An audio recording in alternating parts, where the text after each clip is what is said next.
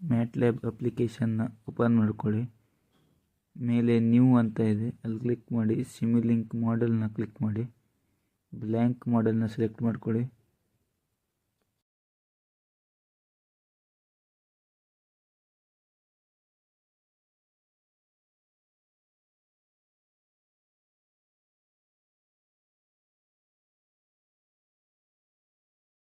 Blank ಸ್ಪೇಸಲ್ಲಿ double click ಮಾಡಿ vehicle body ಅಂತ type ಮಾಡಿ ಫಸ್ಟ್ ಬರೋ ಆಪ್ಷನ್ನ ಸೆಲೆಕ್ಟ್ ಮಾಡ್ಕೊಳ್ಳಿ.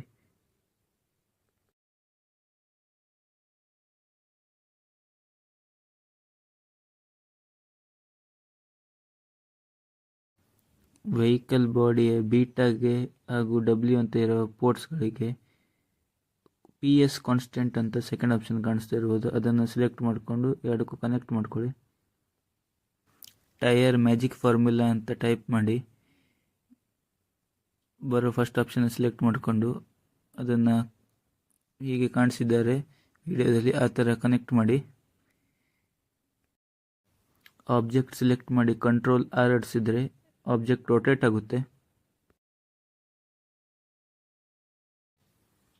H ಪೋರ್ಟ್ನ Hಗೆ ಕನೆಕ್ಟ್ ಮಾಡಿ ಟೈರ್ನ ರೈಟ್ ಕ್ಲಿಕ್ ಮಾಡಿ ಡ್ರ್ಯಾಗ್ ಮಾಡಿದರೆ ಅದೇ ಥರದ್ದು ಮತ್ತೊಂದು ಕಾಪಿ ಬರುತ್ತೆ. ಎರಡು Hಗಳನ್ನ ಟೈರ್ನ Hನ ವೆಹಿಕಲ್ ಬಾಡಿ Hಗೆ ಕನೆಕ್ಟ್ ಮಾಡಿ ಎರಡು ಟೈರ್ನ N ಪಾಯಿಂಟ್ನ NR ಅಂತ ಇದೆ NIR ಅದಕ್ಕೆ ಕನೆಕ್ಟ್ ಮಾಡ್ಕೊಳ್ಳಿ. ಡಿಫ್ರೆನ್ಷಿಯಲ್ ಅಂತ ಸರ್ಚ್ ಕೊಡಿ, ಡಬಲ್ ಟ್ಯಾಪ್ ಮಾಡಿ ಅದನ್ನು ಸೆಲೆಕ್ಟ್ ಮಾಡ್ಕೊಳ್ಳಿ. ಥರ್ಡ್ ಆಪ್ಷನ್ ಬರುತ್ತೆ, ಅದನ್ನು ಸೆಲೆಕ್ಟ್ ಮಾಡಿದ ನಂತರ ಅಲ್ಲಿ ಎರಡು ಪಾಯಿಂಟ್ಸ್ ಇರುತ್ತೆ S1 ಮತ್ತು S2. ಅವು ಎರಡನ್ನು ಪಾಯಿಂಟ್ Aಗೆ ಕನೆಕ್ಟ್ ಮಾಡಬೇಕು. S1ನ ಪಾಯಿಂಟ್ A ಮತ್ತು S2ನ ಪಾಯಿಂಟ್ A ಎರಡು ಟೈರ್ನ A ಪಾಯಿಂಟ್ಗಳಿಗೆ ಕನೆಕ್ಟ್ ಮಾಡಬೇಕು.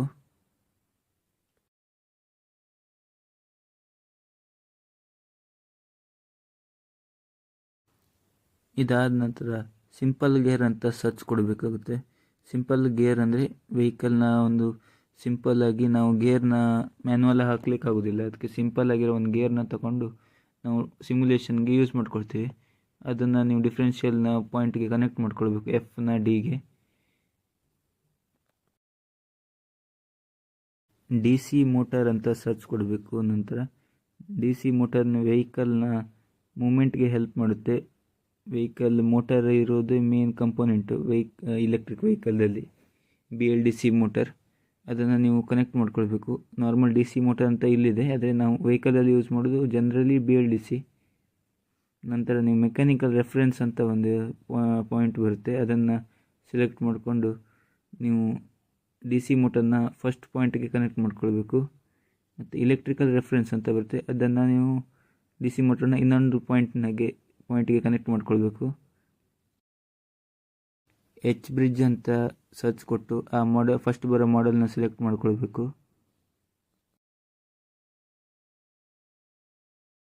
ಕರೆಂಟ್ ಸೆನ್ಸರ್ ಅಂತ ಸರ್ಚ್ ಕೊಡಬೇಕು. ನೆಕ್ಸ್ಟ್ ಕರೆಂಟ್ ಸೆನ್ಸರ್ ಫಸ್ಟ್ ಆಪ್ಷನ್ನಲ್ಲಿ ಬರುತ್ತೆ, ಅದನ್ನು ಕ್ಲಿಕ್ ಮಾಡ್ಕೊಳ್ಳಿ.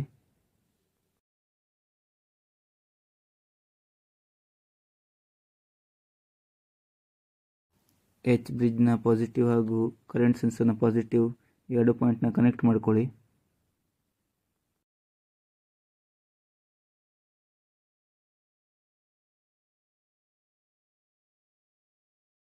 ಕರೆಂಟ್ ಸೆನ್ಸರ್ನ ನೆಗೆಟಿವ್ ಪಾಯಿಂಟ್ನ DC ಮೋಟರ್ ಪಾಸಿಟಿವ್ ಪಾಯಿಂಟ್ಗೆ ಕನೆಕ್ಟ್ ಮಾಡಿ. ಹಾಗೆ H ಬ್ರಿಡ್ಜ್ನ ನೆಗೆಟಿವ್ ಪಾಯಿಂಟ್ನ ಇಲೆಕ್ಟ್ರಿಕಲ್ ರೆಫರೆನ್ಸಿಗೆ ಕನೆಕ್ಟ್ ಮಾಡಿ. ಕಂಟ್ರೋಲ್ಡ್ ಕರೆಂಟ್ ಸೋರ್ಸ್ ಅಂತ ಸರ್ಚ್ ಕೊಡಿ. ಅಲ್ಲಿ ಎಲೆಕ್ಟ್ರಿಕಲ್ ಸ್ಪೆಷಲೈಸ್ಡ್ ಪವರ್ ಸಿಸ್ಟಮ್ಸ್ ಅಂತ ಆಪ್ಷನ್ ಇರುತ್ತೆ ಕೆಳಗಡೆ, ಅದನ್ನು ಆ ಥರ ಟೆಕ್ಸ್ಟ್ ಇರೋಂಥದ್ದನ್ನ ಸೆಲೆಕ್ಟ್ ಮಾಡ್ಕೊಳ್ಬೇಕು.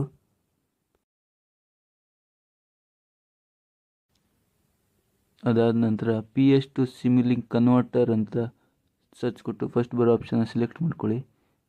ಅದರ ಒಂದು ಪಾಯಿಂಟ್ನ ಕರೆಂಟ್ ಸೆನ್ಸರ್ಗೆ ಮತ್ತು ಇನ್ನೊಂದು ಪಾಯಿಂಟ್ನ ಕಂಟ್ರೋಲ್ಡ್ ಕರೆಂಟ್ ಸೋರ್ಸ್ನ S ಅನ್ನೋ ಪಾಯಿಂಟ್ಗೆ ಕನೆಕ್ಟ್ ಮಾಡ್ಕೊಳ್ಳಿ.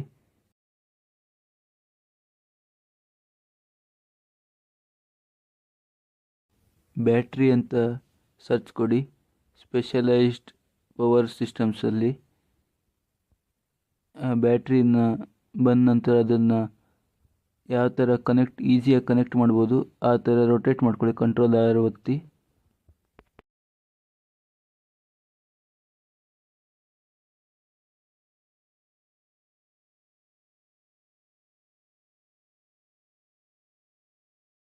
ಬ್ಯಾಟ್ರಿ ನೆಗೆಟಿವ್ ಪಾಯಿಂಟ್ನ ನೆಗೆಟಿವ್ಗೆ ಕನೆಕ್ಟ್ ಮಾಡಿ ಹಾಗೂ ಪಾಸಿಟಿವ್ ಪಾಯಿಂಟ್ನ ಪಾಸಿಟಿವ್ಗೆ ಕನೆಕ್ಟ್ ಮಾಡಿ.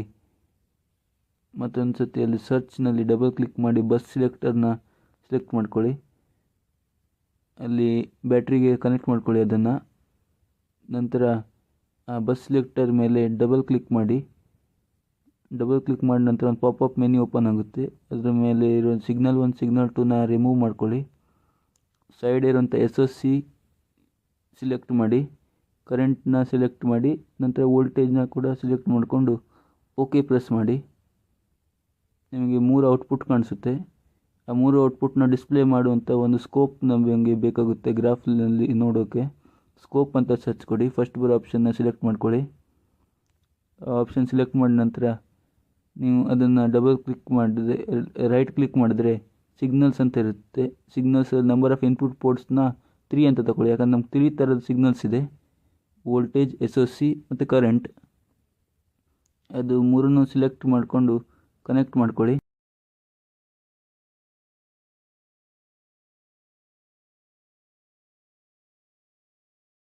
ಕಂಟ್ರೋಲ್ಡ್ PWM ವೋಲ್ಟೇಜ್ ಅಂತ ಸರ್ಚ್ ಕೊಡಿ. ನೆಕ್ಸ್ಟ್ PWM ಅಂತ ಸರ್ಚ್ ಕೊಟ್ಟರೆ ನಿಮಗೆ ಹುಡುಕಬೇಕಾಗುತ್ತೆ. ಕಂಟ್ರೋಲ್ಡ್ PWM ಅಂತ ಹುಡುಕಿದ್ರೆ ಬೇಗ ಸಿಗುತ್ತೆ. ನೀವು ಸ್ವಲ್ಪ ಕೆಳಗೆ ಸ್ಕ್ರೋಲ್ ಮಾಡಿದ್ರೆ ನಿಮಗೆ ಆಪ್ಷನ್ ಕಾಣ್ಬೋದು. ಕಂಟ್ರೋಲ್ಡ್ PWM ವೋಲ್ಟೇಜ್ ಅಂತ ಇದೆ, ಅದನ್ನು ಸೆಲೆಕ್ಟ್ ಮಾಡ್ಕೊಳ್ಳಿ.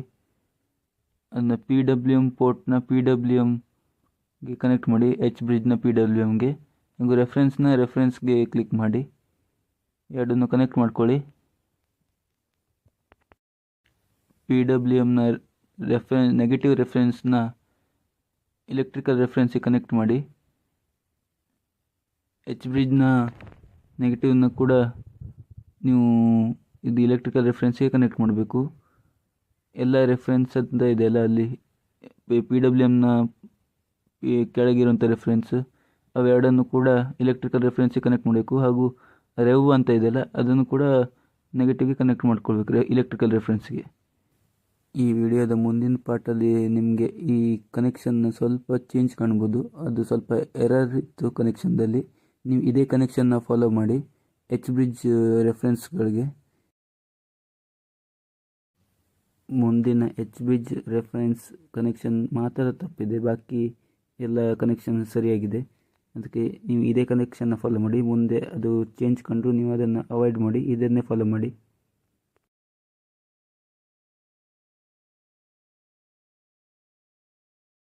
ಸರ್ಚ್ ಕೊಟ್ಟು ಕಂಟ್ರೋಲ್ಡ್ ವೋಲ್ಟೇಜ್ ಸೋರ್ಸ್ನ ಸೆಲೆಕ್ಟ್ ಮಾಡ್ಕೊಳ್ಳಿ. ಫೌಂಡೇಶನ್ ಲೈಬ್ರರಿ ಅಂತ ಇದೆ ಕೆಳಗೆ, ಸ್ಪೆಷಲೈಸ್ಡ್ ಅಲ್ಲ. ಇದನ್ನು ನೀವು ಅದರ ಮೇಲಿನ ಪಾಯಿಂಟ್ನ ಪಾಸಿಟಿವ್ ರೆಫರೆನ್ಸಿಗೆ ಕನೆಕ್ಟ್ ಮಾಡಿ ಒಂದರದ್ದು. ಮತ್ತೊಂದನ್ನು ನೀವು ಬ್ರೇಕ್ಗೆ ಕನೆಕ್ಟ್ ಮಾಡಿ, BRK ಅಂತ ಇದೆ ಅದನ್ನು. ಮತ್ತು ಎರಡದು ನೆಗೆಟಿವ್ ಪಾಯಿಂಟ್ನ ಎಲೆಕ್ಟ್ರಿಕಲ್ ರೆಫರೆನ್ಸ್ಗೆ ಕನೆಕ್ಟ್ ಮಾಡಿ.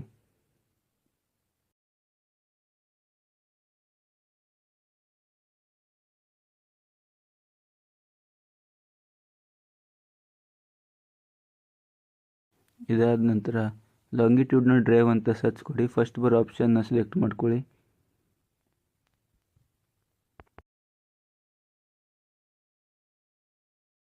ಹಿಂದೆ ನಾವು PS to ಸಿಮ್ಯುಲಿಂಕ್ ಕನ್ವರ್ಟರ್ನ ಸೆಲೆಕ್ಟ್ ಮಾಡ್ಕೊಂಡಿದ್ವಿ.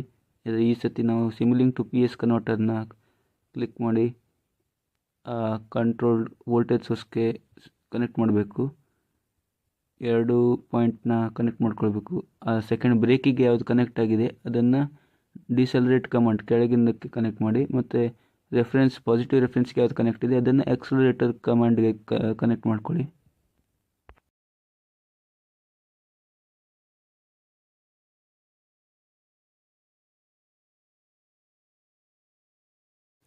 ಸಾಲ್ವರ್ ಕಾನ್ಫಿಗರೇಷನ್ ಅಂತ ಸರ್ಚ್ ಕೊಡಿ ಮತ್ತು ಅದನ್ನು ಎಲೆಕ್ಟ್ರಿಕಲ್ ರೆಫರೆನ್ಸ್ಗೆ ಕನೆಕ್ಟ್ ಮಾಡ್ಕೊಳ್ಳಿ.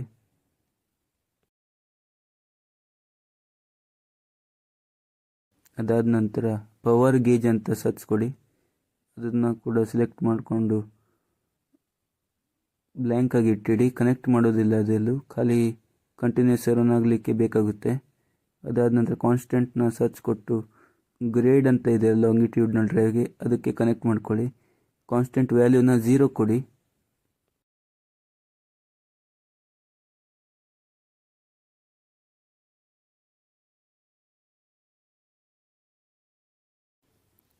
ಡಬಲ್ ಕ್ಲಿಕ್ ಮಾಡಿ ಸಿಗ್ನಲ್ ಬಿಲ್ಡರ್ನ ಸೆಲೆಕ್ಟ್ ಮಾಡ್ಕೊಳ್ಳಿ. ಅದಾದ ನಂತರ ಡಿಸ್ಪ್ಲೇನ ಸರ್ಚ್ ಕೊಡಿ. ಫಸ್ಟ್ ಆಪ್ಷನ್ನ ಸೆಲೆಕ್ಟ್ ಮಾಡ್ಕೊಳ್ಳಿ.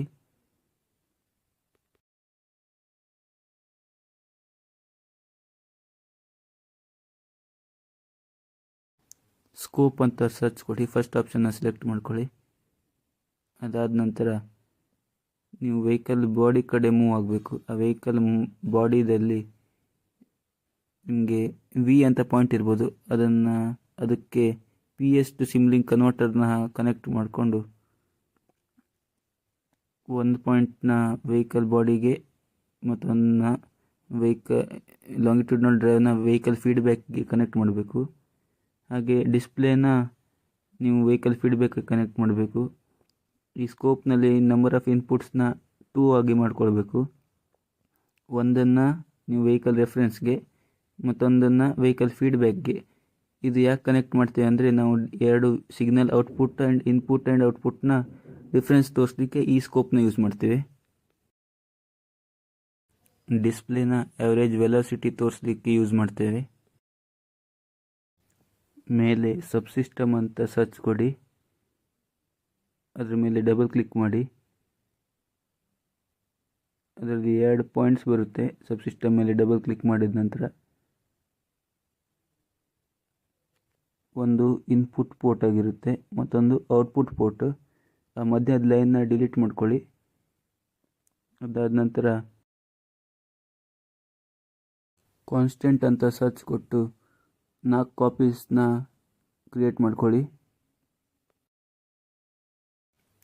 ಇದು ಫಾರ್ಮುಲಾ ಹೇಗಿದೆ ಅದೇ ಥರ ಕನೆಕ್ಷನ್ ಮಾಡಬೇಕು. ಈ ಬ್ಲಾಕ್ಸ್ನ ನೀವು ಬುಕ್ನ ರೆಫರೆನ್ಸ್ ಆಗಿ ಇಟ್ಕೊಳ್ಳಿ. ಫಾರ್ಮುಲಾ ಹೇಗಿದೆ ಅದೇ ಥರ ಕನೆಕ್ಟ್ ಮಾಡಬೇಕು. ಫಾರ್ಮುಲಾ ನಿಮ್ಗೆ ಗೊತ್ತಿರ್ಬೋದು, 2p divided by rho CDA whole raise to the power of 1 divided by 3. 2 ಏನಿದೆ ಅದನ್ನು ನಾವು ಇನ್ನೊಂದು ಸೈಡ್ ಶಿಫ್ಟ್ ಮಾಡಿದರೆ 1 ಡಿವೈಡೆಡ್ ಬೈ 2 ಆಗುತ್ತೆ. 1 ಡಿವೈಡೆಡ್ ಬೈ 2 ಅಂದರೆ 0.5. ನಾವು ಆ 2ನ 0.5 ಆಗಿ ಈ ಬ್ಲಾಕಲ್ಲಿ ವ್ಯಾಲ್ಯೂನ ತಗೊಳ್ತಾ ಇದ್ದೀವಿ ಈಸಿ ಕನೆಕ್ಷನ್ಗೋಸ್ಕರ. ನಾನು ಹೇಳಿದಾಗೆ 2ನ 0.5 ಆಗಿ ತಗೊಳ್ತಾ ಇದ್ದೇವೆ ನಾವು. ಅಲ್ಲಿ ನಾವು ಮಲ್ಟಿಪ್ಲಿಕೇಶನ್ ಇದನ್ನು ಇಲ್ಲಿ ಡಿವಿಷನ್ ಆಗಿ ತಗೊಳ್ತಾ ಇದ್ದೇವೆ. ಈ ವ್ಯಾಲ್ಯೂಸ್ ಎಲ್ಲ ನಿಮಗೆ ನೆನಪಿಲ್ಲ ಅಥವಾ ಚೆಕ್ ಮಾಡಬೇಕಾದ್ರೆ ವೆಹಿಕಲ್ ಬಾಡಿ ಹೋದರೂ ಕೂಡ ನಿಮಗೆ ಈ ವ್ಯಾಲ್ಯೂಸ್ ಸಿಗುತ್ತೆ. ಡ್ರ್ಯಾಗ್ ಅಲ್ಲಿ ಹೋದರೆ ವೆಹಿಕಲ್ ಬಾಡಿ ಕ್ಲಿಕ್ ಮಾಡಿ ಡ್ರ್ಯಾಗಿಗೆ ಹೋದರೂ ಅಲ್ಲಿ ಸಿಗುತ್ತೆ. ನೀವು ಇಲ್ಲಿ ವ್ಯಾಲ್ಯೂ ನೋಡ್ಬೋದು. ಎನ ವ್ಯಾಲ್ಯೂ 3 ಹಾಗೂ ರೋನ ವ್ಯಾಲ್ಯೂ 1.18 ಹಾಗೂ CD ವ್ಯಾಲ್ಯೂ 0.4. ನಿಮಗೆ CD ವ್ಯಾಲ್ಯೂನ ನೀವು ಕನೆಕ್ಷನ್ ಹೊರಗಡೆ ಕೊಡಬೇಕು. ಯಾಕಂದ್ರೆ ನಿಮಗೆ ಅಲ್ಲಿ ಇನ್ಪುಟ್ ಏನಾದ್ರು ಕೊಟ್ಟಿದ್ದಾರೆ ಅಂತ ಕಾಣಿಸ್ಲಿಕ್ಕೆ ನಿಮಗೆ ಒಂದು ರೆಫರೆನ್ಸ್ ಇರುತ್ತೆ.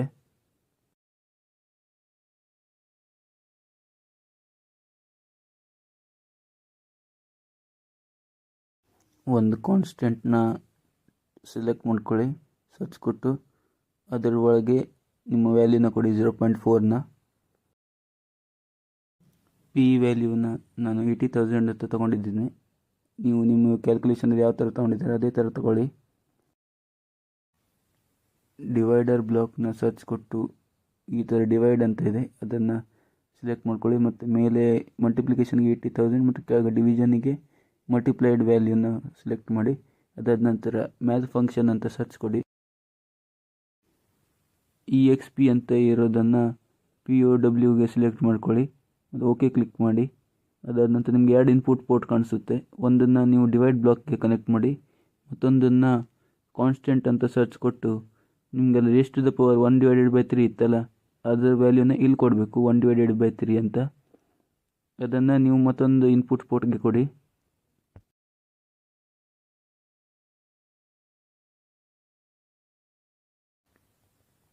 ಈ ಎರಡು ಕನೆಕ್ಟ್ ಆದ ನಂತರ ನೀವು ಔಟ್ಪುಟ್ಗೆ ಒಂದು ವೇಳೆ ನಿಮಗೆ ಮೀಟರ್ ಪರ್ ಸೆಕೆಂಡ್ ಔಟ್ಪುಟ್ ಬರುತ್ತೆ. ಇದನ್ನು ನೀವು ಕಿಲೋಮೀಟರ್ ಪರ್ ಅವರ್ಗೆ ಕನ್ವರ್ಟ್ ಮಾಡಬೇಕಂದ್ರೆ ನೀವು ಒಂದು ಪ್ರಾಡಕ್ಟ್ ಬ್ಲಾಕ್ನ ಸೆಲೆಕ್ಟ್ ಮಾಡಿಕೊಂಡು ಈ ಬಂದಿರೋ ವ್ಯಾಲ್ಯೂನ 18/5ಗೆ ಮಲ್ಟಿಪ್ಲೈ ಮಾಡ್ಕೊಳ್ಬೇಕು.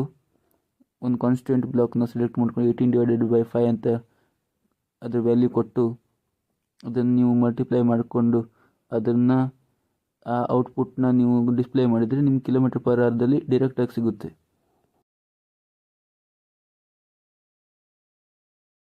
ಔಟ್ಪುಟ್ನ ನೀವು ಪ್ರಾಡಕ್ಟ್ನ ಔಟ್ಪುಟ್ ಬ್ಲಾಕ್ಗೆ ಕನೆಕ್ಟ್ ಮಾಡ್ಕೊಳ್ಳಿ.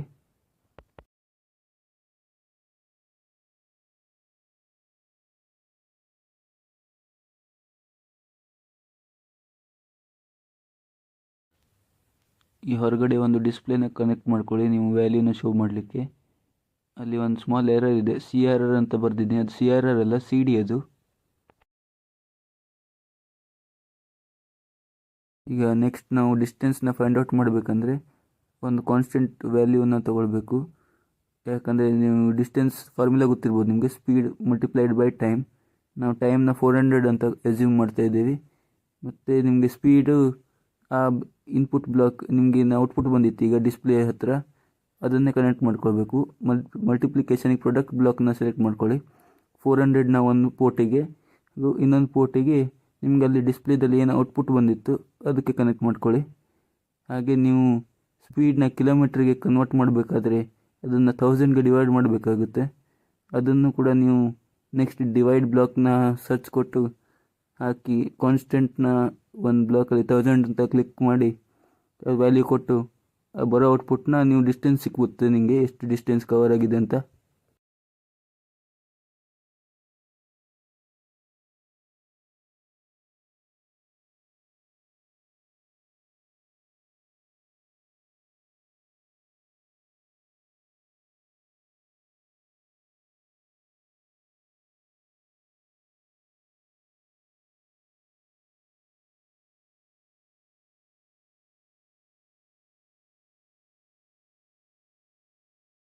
ಡಿಸ್ಪ್ಲೇನ ಹಾಕ್ಕೊಳ್ಳಿ ಔಟ್ಪುಟ್ ನೋಡಲಿಕ್ಕೆ.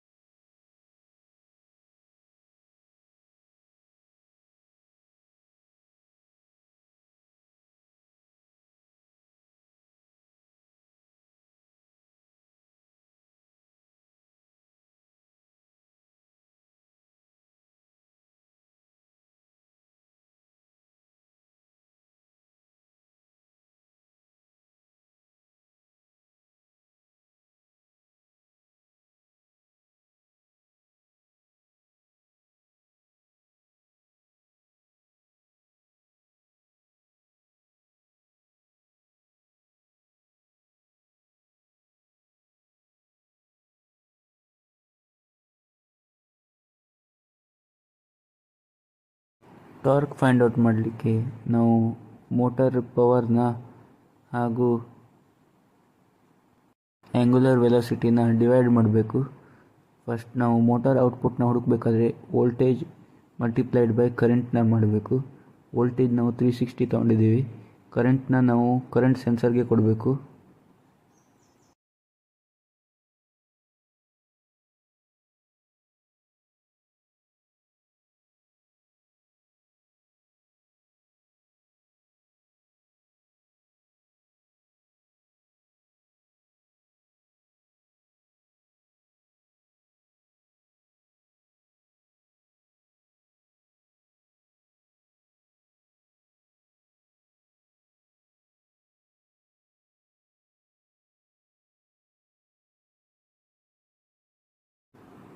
ಈಗ ಆ್ಯಂಗುಲರ್ ವೆಲಾಸಿಟಿ ಕ್ಯಾಲ್ಕುಲೇಟ್ ಮಾಡಬೇಕಾದ್ರೆ ನಾವು ಫಸ್ಟ್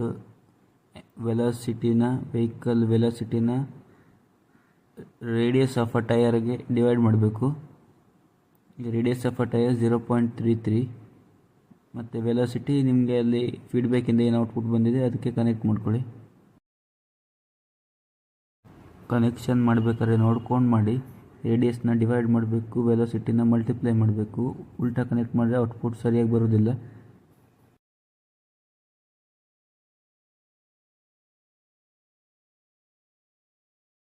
ಮೋಟಾರ್ ಔಟ್ಪುಟ್ ಮತ್ತು ಆ್ಯಂಗುಲರ್ ವೆಲಾಸಿಟಿನ ಡಿವೈಡ್ ಮಾಡಬೇಕು.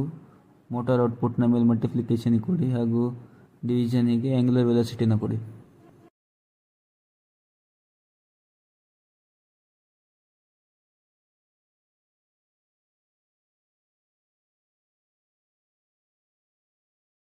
ಮೋಟಾರ್ ಔಟ್ಪುಟ್ ಹಾಗೂ ಆ್ಯಂಗುಲರ್ ವೆಲಾಸಿಟಿಗೆ ಡಿಸ್ಪ್ಲೇ ಕೊಟ್ಟು ನೀವು ವ್ಯಾಲ್ಯೂಸ್ನ ಚೆಕ್ ಮಾಡ್ಬೋದು.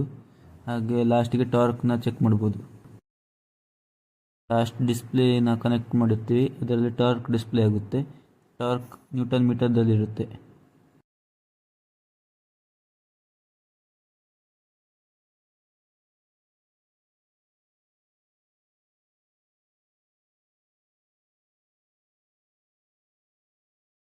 ಎಲ್ಲ ಕನೆಕ್ಷನ್ ಆದಮೇಲೆ ಈಗ ಬ್ಲಾಕ್ಸಲ್ಲಿ ಸ್ವಲ್ಪ ವ್ಯಾಲ್ಯೂಸ್ ಚೇಂಜಸ್ ಇರುತ್ತೆ.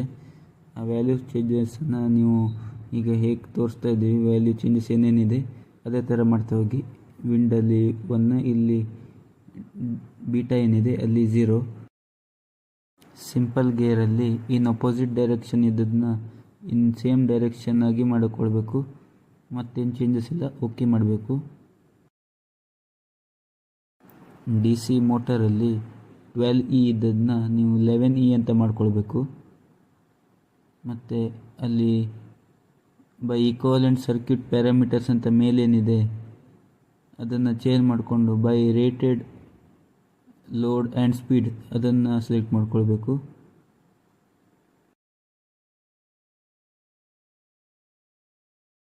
ಟ್ವೆಲ್ಇನ 11E ಮಾಡ್ಕೊಳ್ಬೇಕು. ಹಾಗೆ ಕೆಳಗಡೆ 16,000 ಅಂತ ಮಾಡ್ಕೊಳ್ಬೇಕು ನೋ ಲೋಡ್ ಇದ್ದಲ್ಲಿ. ಮತ್ತು ಅಲ್ಲಿ ರೇಟೆಡ್ ಲೋಡಲ್ಲಿ 80,000 ಮಾಡಬೇಕು. ಹಾಗೆ ರೇಟೆಡ್ DC ಸಪ್ಲೈ ವೋಲ್ಟೇಜಲ್ಲಿ 360 ಮಾಡ್ಕೊಳ್ಬೇಕು.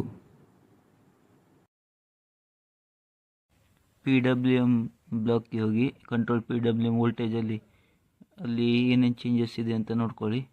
ಅಲ್ಲಿ ಸಿಮ್ಯುಲೇಷನ್ ಮೋಡು PWM ಅಂತ ಇದೆ, ಅದನ್ನು ಕ್ಲಿಕ್ ಮಾಡಿಕೊಂಡು ನೀವು ಆ್ಯಾವ್ರೇಜ್ ಅಂತ ಮಾಡಬೇಕು.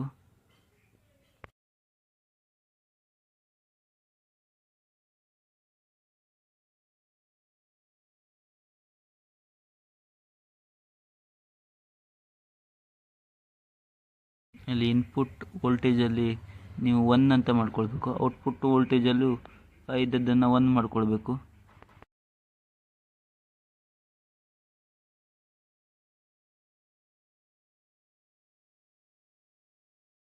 H ಬ್ರಿಡ್ಜ್ನ ಕ್ಲಿಕ್ ಮಾಡಿಕೊಂಡು ಅದರೊಳಗೂ ಕೂಡ ಸ್ವಲ್ಪ ವ್ಯಾಲ್ಯೂಸ್ನ ಚೇಂಜ್ ಮಾಡ್ಕೊಳ್ಬೇಕು. ಸಿಮ್ಯುಲೇಷನ್ ಮೋಡಲ್ಲಿ ಇಲ್ಲೂ ಕೂಡ PWMನ ಚೇಂಜ್ ಮಾಡಿಕೊಂಡು ಆ್ಯಾವ್ರೇಜ್ದಾಗಿ ಮಾಡ್ಕೊಳ್ಬೇಕು.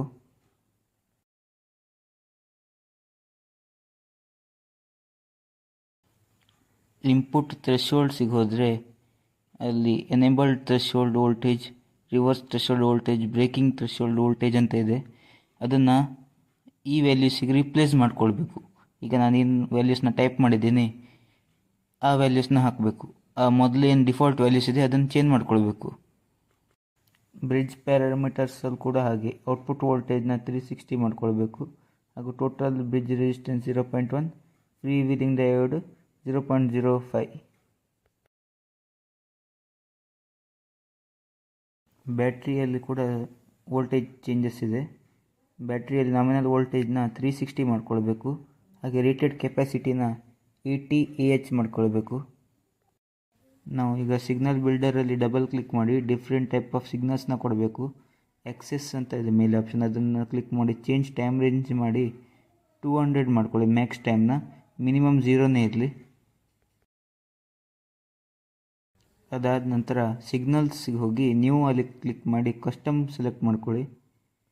ಕಸ್ಟಮಲ್ಲಿ ಮೇಲೆ ಟೈಮ್ ವ್ಯಾಲ್ಯೂಸ್ ಏನೇನಿದೆ ಅಲ್ಲಿ ಬ್ರ್ಯಾಕೆಟ್ ಹಾಕೊಳ್ಳಿ. ಸ್ಕ್ವೇರ್ ಬ್ರ್ಯಾಕೆಟ್ ಹಾಕ್ಕೊಂಡು 00, 10, 20, 30 ಹೀಗೆ 100 ತನಕ ವ್ಯಾಲ್ಯೂಸ್ನ ಹಾಕ್ತಾ ಹೋಗಿ.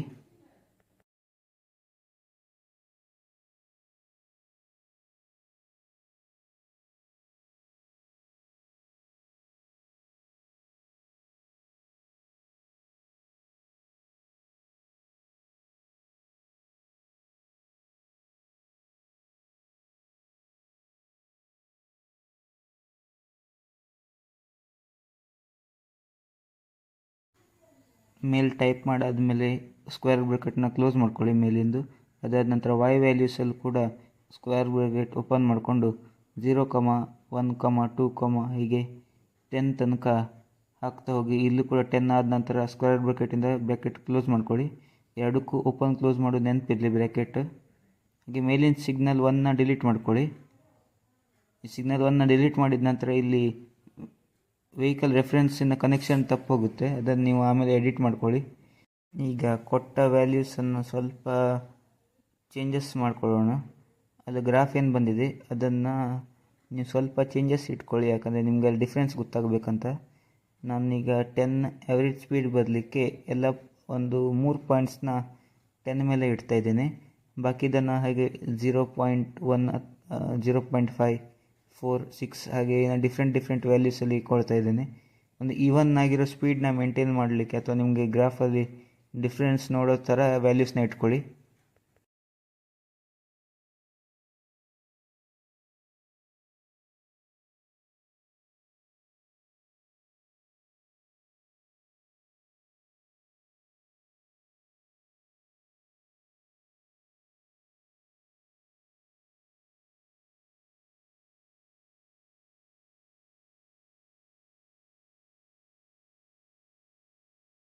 ಫೈಲ್ನ ಸೇವ್ ಮಾಡ್ಕೊಳ್ಳಿ. ಮೊದಲೇ ಸೇವ್ ಮಾಡ್ಕೊಂಡಿದ್ದರೆ Ctrl+S ಒತ್ತಿ ಸೇವ್ ಮಾಡಿ. ಸೇವ್ ಮೊದಲೇ ಮಾಡಿಕೊಂಡ್ರೆ ನಿಮಗೆ ಒಳ್ಳೆಯದು, ಯಾಕಂದರೆ ನಿಮ್ಗೆ ಪವರ್ ಕಟ್ ಆದರೂ ನೀವು ಎಷ್ಟು ಮಾಡಿರ್ತೀರ ಅಷ್ಟು ಸೇವ್ ಇರುತ್ತೆ. Ctrl+S ಒತ್ತಿಸಿ ಆಗಾಗ ಸೇವ್ ಮಾಡ್ತಾಯಿರಿ ಕನೆಕ್ಷನ್ ನಂತರ. ಇದಾದ ನಂತರ ನೀವು ಮೇಲೆ ಕನೆಕ್ಷನ್ ತಪ್ಪೋಗಿತ್ತು ಅಂತ ಹೇಳಿದ್ದೆಲ್ಲ ನಾನು ಸಿಗ್ನಲ್ ಬಿಲ್ಡರಿಂದು, ಆ ಕನೆಕ್ಷನ್ನ ರೀಜಾಯಿಂಟ್ ಮಾಡಿ ಟೈಮ್ನ 200 ಕೊಟ್ಟು ಮೇಲೆ ಸ್ಟಾಪ್ ಟೈಮ್ನ 200 ಅಂತ ಕೊಟ್ಟು ರನ್ ಮಾಡಿ. ನಿಮಗೆ ಎಲ್ಲ ವ್ಯಾಲ್ಯೂಸ್ ಬಂದುಬಿಡುತ್ತೆ ಔಟ್ಪುಟ್.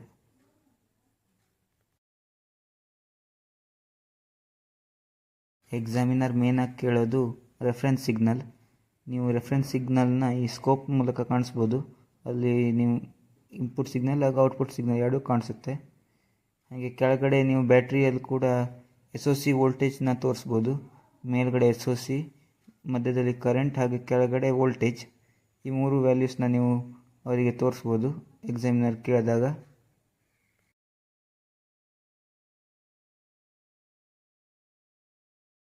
ಒಂದು ವೇಳೆ ನೀವು ವ್ಯಾಲ್ಯೂಸ್ ಚೇಂಜಸ್ ಮಾಡಿ ನೋಡಬೇಕು ಅಥವಾ ಸಿಗ್ನಲ್ಸ್ ಹೇಗೆ ಅಲ್ಟ್ರ್ ಆಗುತ್ತೆ ಅಂತ ನೋಡಬೇಕಾದ್ರೆ ಸ್ವಲ್ಪ ಪಾಯಿಂಟ್ಸ್ ಏನು ಮೊದಲಿತ್ತು ಅದನ್ನು ಸ್ವಲ್ಪ ಚೇಂಜ್ ಮಾಡಿ ಕೂಡ ನೀವು ನೋಡ್ಬೋದು, ಹೇಗೆ SOC ಗ್ರಾಫ್ ಅಥವಾ ನಿಮ್ಮ ರೆಫರೆನ್ಸ್ ಗ್ರಾಫ್ ಚೇಂಜ್ ಆಗುತ್ತೆ ಅಂತ. ಈಗ ನಾನು ಸ್ವಲ್ಪ ವ್ಯಾಲ್ಯೂಸ್ನ ಚೇಂಜ್ ಮಾಡ್ಕೊಳ್ತಾ ಇದ್ದೇನೆ. ಚೇಂಜ್ ಮಾಡಿದ ನಂತರ ಹೇಗೆ ವ್ಯಾಲ್ಯೂಸ್ ಅಥವಾ ಗ್ರಾಫ್ ಚೇಂಜ್ ಆಗುತ್ತೆ ಅಂತ ನೋಡೋಣ ಒಂದು ಸತಿ.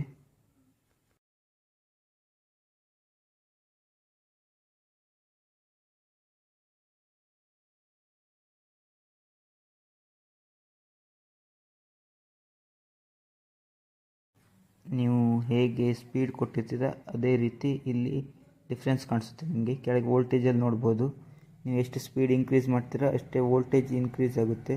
ನೀವು ಸ್ಪೀಡ್ ಕಡಿಮೆ ಮಾಡ್ದಂಗೆ ವೋಲ್ಟೇಜ್ ಕೂಡ ಡಿಕ್ರೀಸ್ ಆಗುತ್ತೆ. ಕಾನ್ಸ್ಟೆಂಟ್ ಇಟ್ಟಾಗ ಕಾನ್ಸ್ಟೆಂಟಾಗಿ ಹೋಗುತ್ತೆ. SOC ಅಂದರೆ state of charge. State of charge ಅಂದರೆ ರೀಜನರೇಟಿವ್ ಬ್ರೇಕಿಂಗ್. ನೀವು ಸ್ಪೀಡ್ನ ಯಾವಾಗ ಡಿಕ್ರೀಸ್ ಮಾಡ್ತೀರಾ ಆವಾಗ ಬ್ರೇಕ್ಸ್ ಅಪ್ಲೈ ಆಗುತ್ತೆ, ಆವಾಗ ರೀಜನರೇಟಿವ್ ಬ್ರೇಕಿಂಗಿಂದ ಬ್ಯಾಟ್ರಿ ಚಾರ್ಜ್ ಆಗುತ್ತೆ. ಸ್ಪೈಕ್ಸ್ ಮೇಲೆ ಹೋದಾಗ ಚಾರ್ಜ್ ಆಗ್ತಾಯಿದೆ ಅಂತ, ಸ್ಪೈಕ್ಸ್ ಕೆಳಗೆ ಬಂದಾಗ ಚಾರ್ಜ್ ಆಗ್ತಾಯಿಲ್ಲ ಅಂತ. ಬ್ರೇಕ್ಸ್ ಅಪ್ಲೈ ಮಾಡಿದಾಗ ಸ್ಪೈಕ್ಸ್ ಮೇಲಾಗುತ್ತೆ, ಅಥವಾ ನೀವು ಸ್ಪೀಡ್ ಡಿಕ್ರೀಸ್ ಮಾಡಿದಾಗ ಸ್ಪೈಕ್ಸ್ ಮೇಲಾಗುತ್ತೆ. ನೀವು ಗ್ರಾಫ್ ಪಾಯಿಂಟ್ಸ್ ಚೇಂಜ್ ಮಾಡಿದಾಗ ಇಲ್ಲಿ ಫೀಡ್ಬ್ಯಾಕ್ ಕೂಡ ಚೇಂಜ್ ಆಗುತ್ತೆ. ಮೇಲ್ಗಡೆ ಕ್ಯಾಲ್ಕುಲೇಟೆಡ್ ವ್ಯಾಲ್ಯೂಸ್ ಇದೆ, ಟಾಪ್ ಸ್ಪೀಡ್, ಡಿಸ್ಟೆನ್ಸ್ ಟ್ರಾವೆಲ್ಡ್ ಹಾಗೂ ಟಾರ್ಕ್. ಅದನ್ನು ಕೂಡ ನೀವು ನೋಟಿಸ್ ಮಾಡ್ಬೋದು ವ್ಯಾಲ್ಯೂಸ್ ಡಿಫ್ರೆನ್ಸಿಯೇಷನ್ನ. ಒಂದು ವೇಳೆ ಅವರು ರೋಲಿಂಗ್ ರೆಸಿಸ್ಟೆನ್ಸ್ನ ಕೂಡ ಕೇಳಿದರೆ ನೀವು ಕಾನ್ಸ್ಟೆಂಟ್ ಬ್ಲಾಕ್ನ ಹಾಕ್ಕೊಂಡು MgCRRನ ಫಾರ್ಮುಲಾ ಯೂಸ್ ಮಾಡಿ M ವ್ಯಾಲ್ಯೂನ ಮಾಸ್ ಎಷ್ಟಿದೆ ವೆಹಿಕಲ್ ಬಾಡಿಯಲ್ಲಿ ಅಷ್ಟನ್ನು ಕೊಟ್ಟು G ಕಾನ್ಸ್ಟೆಂಟ್ 9.81 ಹಾಗೂ CRR ವ್ಯಾಲ್ಯೂನ ಕೊಟ್ಟು 3 ವ್ಯಾಲ್ಯೂಸ್ನ ಮಲ್ಟಿಪ್ಲೈ ಮಾಡಿ ಪ್ರಾಡಕ್ಟ್ ಬ್ಲಾಕಲ್ಲಿ ಹಾಕಿ ಲಾಸ್ಟ್ ಔಟ್ಪುಟ್ಟಲ್ಲಿ ಡಿಸ್ಪ್ಲೇ ಕೊಟ್ಟು ಅದನ್ನು ಕೂಡ ನೀವು ರೋಲಿಂಗ್ ರೆಸಿಸ್ಟೆನ್ಸ್ ಔಟ್ಪುಟ್ ಆಗಿ ತೋರಿಸ್ಬೋದು.